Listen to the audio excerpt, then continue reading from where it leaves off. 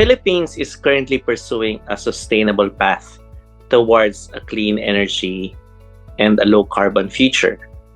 So, in order to achieve this, the Department of Energy utilizes its power to draw up the Philippine Energy Plan. And the Philippine Energy Plan formerly covers the years 2020 to 2040. It provides a clean energy scenario versus that of the business as usual. So what is the difference? The clean energy scenario is the government's and the private sector's initiative to push for interventions so that we can have a higher target for the rollout of energy efficiency programs, renewable energy, alternative fuel and emerging technologies, as well as power, downstream, and upstream sectors. Under the clean energy scenario, one of the targets that are that's very important is the 35% share in the generation mix by 2030, and it goes up to 50% by 2040.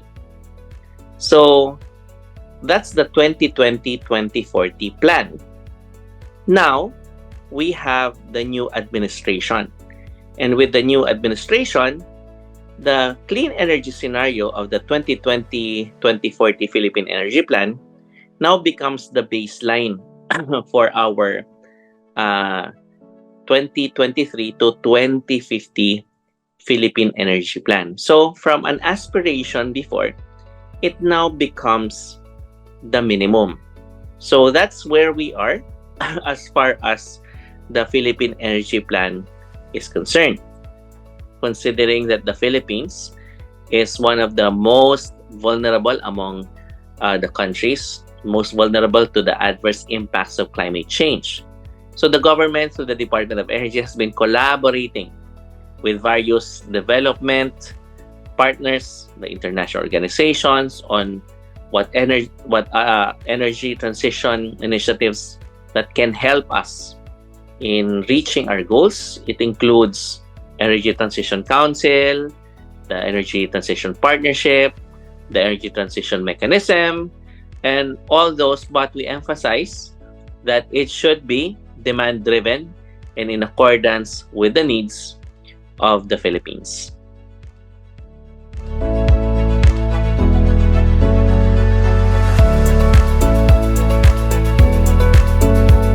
The Philippines recognizes the crucial role of the private sector, basically because it is a sector in the Philippines, it is a sector that is private sector-led, meaning all the investments, 99% come from the private sector. And we also have this goal with the private sector towards a clean energy and a low carbon future. So all our policies that we roll out have public consultations, and it includes a lot of industry stakeholder participation. First is we have the easing of foreign ownership in RE investments. So we are pleased to inform everyone at the time that COP27 was happening that the Philippine government issued a policy signed last November 2022 to amend the implementing rules and regulations of the Renewable Energy Act of 2008. That's the law for the RE or the RE law. And this allows this time 100% foreign ownership in the exploration, development, and utilization of renewable energy projects covering the following technologies: solar, wind, hydropower, and ocean energy. This development basically ensures that we have a more competitive renewable energy market that will lead not only to lowering of costs, not only to improved access to the greater public, to our consumers, but also the influx of the latest technologies. We have the green energy auction program. So our our Energy Regulatory Commission computes the ceiling price. It's known as the Green Energy Reserve Price, Green Energy Auction Reserve Price, or the GEAR price, and that's the maximum. And we call for bidders to come in per technology. So the first auction that we conducted was last June 2022, and it resulted to around 1,866 megawatts, but the call was for 2,000 megawatts. So these RE capacities are coming in by 2023 to 2024. For our second auction, which was done just a few months ago, July 2023, it resulted to 3,440 megawatts of renewable energy capacities that will come in by 2024 to 2026. So also, the Department of Energy is coming up with the Green Energy Auction 3, because we now want to focus on the run-of-river, hydropower, geothermal, impounding hydro, pump storage hydropower, and that will form part of Green Energy Auction 3.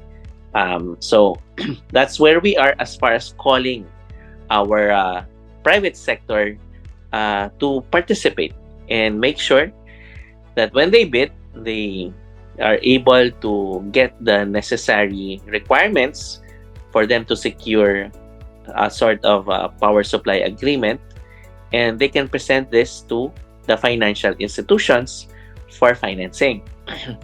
And the most important thing is we have this law, the Energy Virtual One-Stop Shop Act, that provides for a regulation for regulators.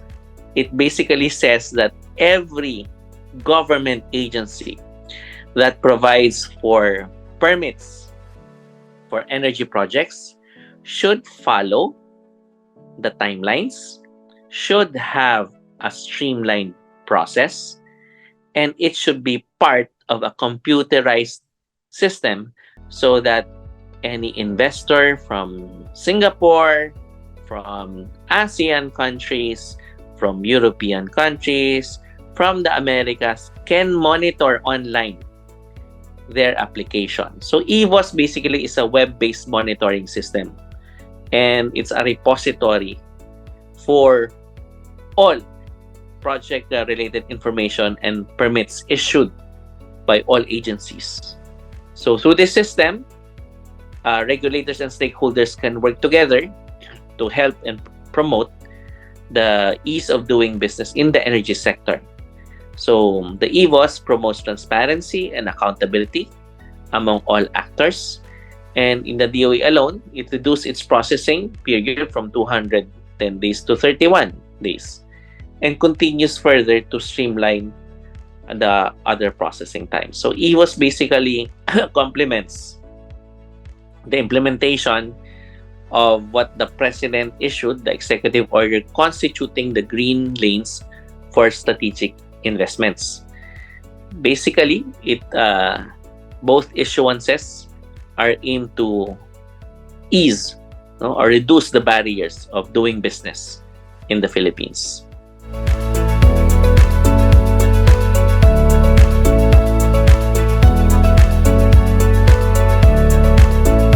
The Philippines is very aggressive because the Philippines is a developing country, but it has went beyond its goals for before the nationally determined contributions before the international community. So the DOE has, as I mentioned, the increasing share of renewable energy. It also focuses on energy efficiency and conservation, and these are continuing programs. We're also shifting to liquefied natural gas as a transition fuel that basically gives way to the construction of more hydro or pump hydros that we are also calling for in this coming auction. And we're exploring the use of emerging technologies, nuclear, small modular reactors, hydrogen, ammonia, and the coal moratorium remains. We're also looking into the option of carbon capture, utilization, and storage systems for existing fossil fuel based power plants. But all these will need additional investments.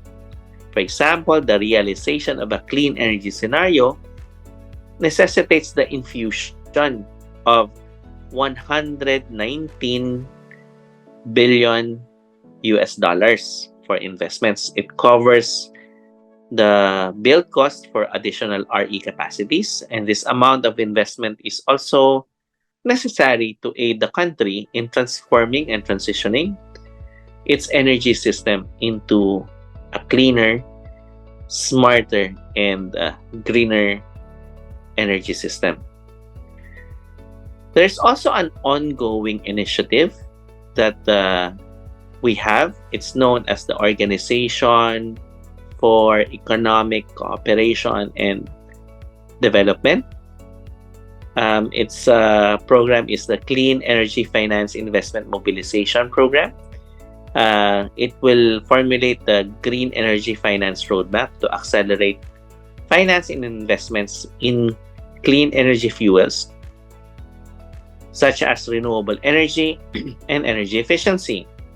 So this program will develop a clean energy finance investment roadmap, which can support our energy transition program, also known as the National Renewable Energy Program, and the National Energy Efficiency Conservation Program.